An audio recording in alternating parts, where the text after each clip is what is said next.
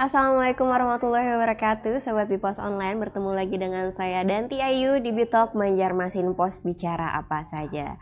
Seperti biasa ya, setiap hari Sabtu Bitalk menghadirkan perbincangan yang menarik seputar Mom and Kids. Dan tema hari ini sebenarnya sedang sering juga dibicarakan. Sebenarnya sepertinya sudah terjadi sejak lama, namun istilahnya baru muncul beberapa waktu belakangan, yakni perihal toxic parent, perusak hubungan ortu dan anak. Nah, sudah terhubung bersama saya narasumber kita sore ini ada Ibu Rika Viraswageri MPSI selaku Ketua Asosiasi Psikolog Pendidikan Indonesia Wilayah Kalsel. Selamat sore Ibu Rika.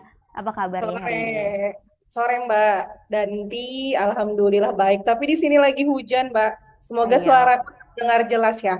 Alhamdulillah terdengar jelas. Semoga hari ini perbincangan kita tetap berjalan lancar ya Bu ya, walaupun nanti misalnya hujan.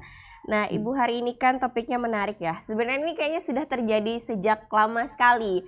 Cuman istilahnya baru berkembang belakangan seiring dengan media sosial. Banyaknya ibu-ibu yang kerap berbagi aktivitasnya bersama anak. Nah ini sebenarnya toxic parent itu hubungan yang seperti apa sih Ibu? Oke, makasih Mbak Danti. Saya coba menjelaskan dulu ya mengenai apa sih yang disebut sebagai toxic parent Hmm. atau toxic parenting. Mungkin hari ini kita berada pada situasi yang apa-apa tuh toxic gitu ya, karena Iya. sesuai dengan perkembangan zaman ada yang namanya toxic relationship gitu ya, kemudian toxic friends gitu, kemudian banyak hal yang kita sebut sebagai toxic. Nah, hari ini sampailah kita pada yang disebut sebagai toxic parents gitu ya. Toxic parents itu apa sih gitu ya? Kalau misalnya orang bertanya toxic parents itu apa? Kalau kita ngomongin tentang toxic, toxic itu kan artinya racun ya. Segala sesuatu yang sifatnya racun itu pasti menyakitkan. Nah, begitu juga dengan yang disebut sebagai toxic parenting. Toxic parenting itu adalah hubungan antara orang tua dengan anak gitu ya, yang mengakibatkan atau pola asuh dari orang tua yang menyebabkan adanya perasaan tidak nyaman pada anak. Atau bisa jadi pada kondisi tertentu itu membuat tumbuh kembang anak menjadi bermasalah khususnya secara psikologis gitu ya. Nah, kalau misalnya kita cari gitu contoh dari toxic parents itu yang seperti apa sih? Toxic parents itu ada banyak gitu ya, maksudnya ciri-ciri atau jenis toxic parent yang biasanya dilakukan oleh orang tua. Bisa jadi satu, orang tua yang melakukan kekerasan pada anak. Bentuk kekerasan itu banyak ya Mbak ya, ada Hmm. yang namanya kekerasan fisik, ada kekerasan verbal atau kekerasan psikologis, atau bisa jadi nih hari ini kita ngomongin tentang pelecehan seksual, itu adalah salah satu bentuk dari yang namanya uh, kekerasan gitu ya, bentuk kekerasan yang mungkin bisa dialami seorang anak. Nah, kemudian selain orang tua yang punya pola asuh yang keras, bisa jadi orang tua yang tidak menghargai pada anak. Jadi setiap pencapaian anak yang menurut anak itu harus diapresiasi, tapi sama orang tuanya tidak pernah diapresiasi, gitu ya. Anak mendapatkan peringkat tapi tidak pernah ada apresiasi. Kemudian anak berperilaku baik juga tidak diapresiasi. Jadi tidak ada penghargaan yang diberikan oleh orang tua kepada si anak.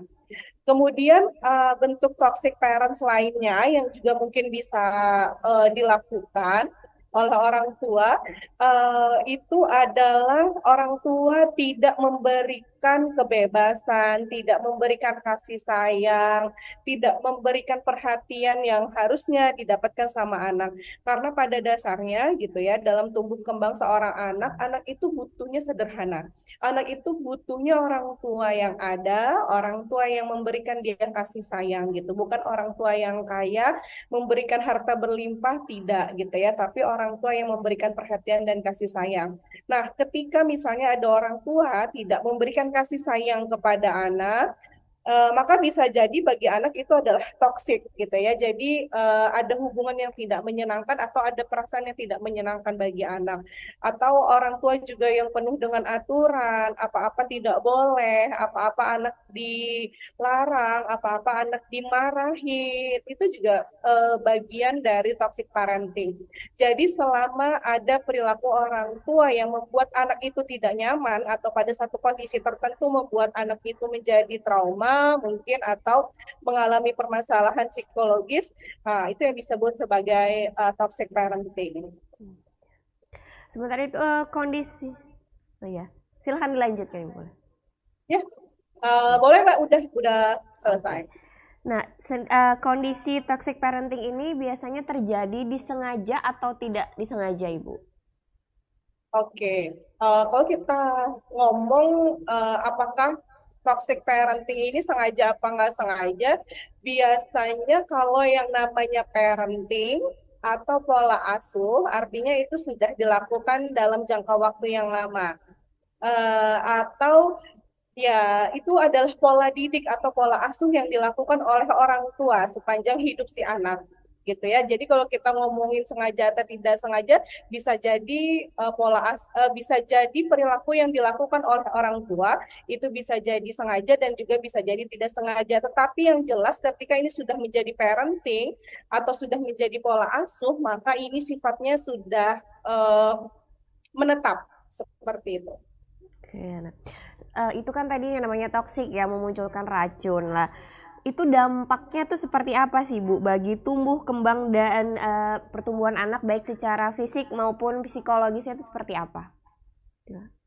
Oke, kalau kita ngomongin atau kalau misalnya ditanya mengenai kira-kira apa sih gitu ya dampak dari toxic parenting terhadap tumbuh kembang si anak gitu ya. Tadi seperti yang saya bilang bahwa itu eh, pola asuh itu akan terjadi di sepanjang usia si anak. Ketika pola asuh yang diberikan oleh orang tua tidak sesuai atau tidak efektif, maka itu nanti akan mempengaruhi tumbuh kembang si anak gitu ya. Bisa jadi kalau uh,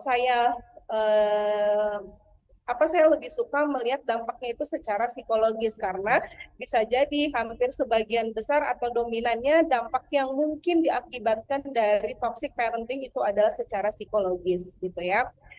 Kalau misalnya ditanyain kira-kira dampaknya apa aja gitu ya, dampaknya bisa jadi satu, anak menjadi merasa tidak nyaman dengan perlakuan orang tua. Ketika anak merasa tidak nyaman, bisa jadi anak merasa tertekan, kemudian anak mengalami stres pada tingkatan tertentu yang lebih tinggi, bisa jadi anak mengalami depresi. Banyak ya Mbak, kasus-kasus yang mungkin hari ini kita dengar gitu ya, anak yang kabur dari rumah orang tua, kemudian anak yang bisa jadi pada kasus tertentu melakukan bunuh diri gitu ya. Nah, kenapa? Karena anak itu tidak bisa meregulasi emosinya dan tidak bisa membantu dirinya keluar dari tekanan dari orang tua itu gitu ya. Kemudian dampaknya juga anak menjadi merasa bersalah, anak juga merasa tidak percaya diri karena misalnya apa-apa anak selalu disalahkan. Anak tidak berani mengungkapkan satu kebutuhannya, anak tidak berani mengungkapkan apa yang dia rasa, anak tidak berani mengungkapkan apa yang dia pikir, sehingga ketika anak mengatakan sesuatu langsung dimarahin sama orang tua, langsung dihukum sama orang tua, sehingga anak itu merasa tidak percaya diri gitu ya. Jadi ketika dia pada satu kondisi yang mengharuskan dia percaya diri, dia akan kesulitan gitu. Kenapa? Karena dia tidak diajarkan untuk menjadi percaya diri oleh orang tuanya.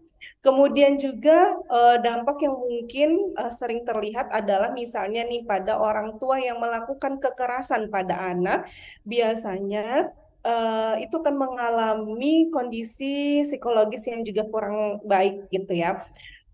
Anak yang menjadi korban kekerasan bisa jadi someday itu dia akan menjadi pelaku kekerasan pada orang lain gitu ya. Misalnya nih anak ketika melakukan kesalahan kemudian dimarahin sama orang tuanya. Di dalam otaknya itu akan memproses informasi bahwa oh ternyata kalau misalnya ada seseorang yang bersalah atau ada seseorang yang eh, berperilaku tidak sesuai dengan keinginannya, maka kita itu boleh untuk marah, memukul, menendang, dan lain sebagainya. Sehingga informasi-informasi itu terproses secara otomatis di dalam otak anak, sehingga itu bisa jadi menjadi kebiasaan. Nah, dampak jangka panjangnya adalah ini semacam kayak lingkaran yang tidak akan pernah terputus. Ketika orang tua itu melakukan kekerasan kepada anak, kemudian anak akan melakukan kekerasan dengan orang lain, misalnya dia nanti melakukan kekerasan dengan temannya atau dengan anaknya nanti kelak, kemudian orang yang menjadi korban kekerasan itu nanti akan menjadi pelaku lagi gitu ya. Jadi itu seperti berputar jika itu tidak akan jika itu tidak diputus karena dari beberapa hasil penelitian itu menunjukkan bahwa seseorang yang menjadi korban kekerasan itu nanti pada masa yang akan datang itu akan beresiko lebih tinggi untuk melakukan kekerasan pada orang lain. Seperti itu. Oh, ternyata Nah, dampaknya cukup besar juga ya Bu ya untuk anak, untuk tumbuh kembang anak dalam jangka yang panjang. Nah, biasanya toxic parents ini mulai terjadi pada usia berapa nih Bu? Anak umur berapa biasanya dilakukan? oke, kalau kita ngomongin toxic parents, karena tadi konsepnya adalah parenting, artinya pola asuh. Pola asuh ini kan dimulai eh, sejak seseorang itu menjadi orang tua, gitu ya. Jadi Hmm. kita tidak bisa.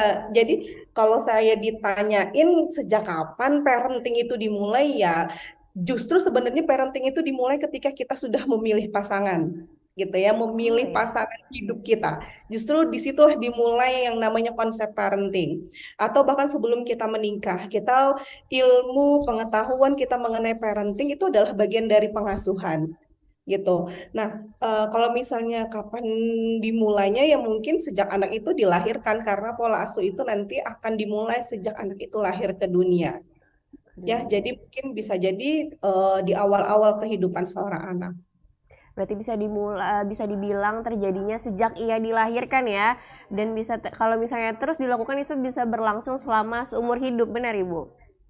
Ya, betul. Karena orang tua itu cenderung kalau pola asuhnya seperti itu, maka pola asuh yang akan digunakan itu biasanya akan digunakan sepanjang hidup si anak. Sepanjang Kecuali hidup si anak. ada kondisi-kondisi tertentu yang bisa jadi itu mengubah pola asuh dari orang tua.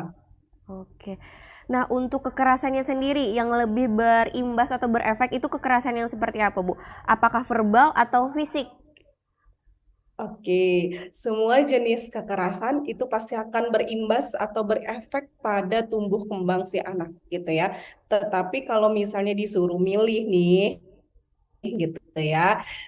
Kalau misalnya disuruh milih yang mana paling banyak dampaknya, sebenarnya apapun jenis kekerasan akan memiliki dampak yang berbeda antara satu anak dengan anak yang lain. Tetapi memang konsepnya adalah kalau bisa gitu ya, ketika kita melakukan parenting atau pengasuhan pada anak, itu kalau bisa jangan sampai kita hadirkan yang namanya kekerasan fisik atau diminimalisir gitu ya. Karena kalau misalnya kita melakukan kekerasan fisik, ada dua aspek dalam tumbuh kembang yang mungkin bisa jadi eh, terdampak. Satunya fisik gitu ya. Kalau misalnya kita kekerasan fisik, anak dipukul, anak ditendang, anak kan mengalami sakit secara fisik, biru-biru, kemudian patah tangan dan lain sebagainya. Tapi kalau misalnya kekerasan pada verbal yang terdampak itu hanya pada psikologisnya. Karena kalau misalnya kita marahin kan nggak mungkin fisiknya juga kena. Walaupun sebenarnya bisa jadi nanti efek jangka panjangnya pada fisik. Misalnya ketika anak itu dimarahin atau dilakukan kekerasan secara verbal itu bisa jadi nanti anak menjadi stres, kemudian respon stresnya anak menjadi tidak mau makan, sehingga nanti bisa jadi mempengaruhi berat badannya seperti itu. Mm-mm. Jadi kalau bisa dalam konsep pengasuhan itu uh, zero kekerasan. Zero kekerasan ya. Nah, Ibu, anak yang mengalami toxic parents nih apakah dia punya pelampiasan khusus dan mungkinkah ini akan terus berlanjut? Misalnya dia punya keturunan nanti apakah dia juga akan menerapkan toxic parent yang dia dapat dari orang tuanya ke keturunannya nanti? Oke, respon seseorang terhadap perilaku orang lain terhadap diri kita itu mungkin bisa jadi berbeda-beda. Karena dalam konsep psikologi itu ada yang namanya individual differences atau perbedaan individu. Jadi setiap orang itu pasti punya reaksi yang berbeda-beda terhadap sesuatu. Gitu ya. Kalau misalnya kita tanya, apakah memungkinkan misalnya jika kalau misalnya dia dibesarkan dengan pola keras gitu atau pola asuh yang keras, itu anak itu akan beresiko melakukan kekerasan yang sama terhadap anaknya nanti kelak gitu ya. Makanya saya dalam setiap kesempatan edukasi atau misalnya dalam setiap kesempatan parenting, saya selalu bilang, ayo dong stop di kamu aja. Kalau misalnya kamu mendapatkan perilaku yang tidak menyenangkan dari orang lain, stopnya di kamu aja. Jangan sampai kamu meneruskan kekerasan itu pada orang lain gitu. Iya, karena kalau biasanya cenderung ya apa yang kita terima akan kita berikan lagi padahal orang itu tidak ada hubungannya dengan kita dan itu akhirnya akan terus menerus ya Bu ya menimbulkan dampak yang negatif.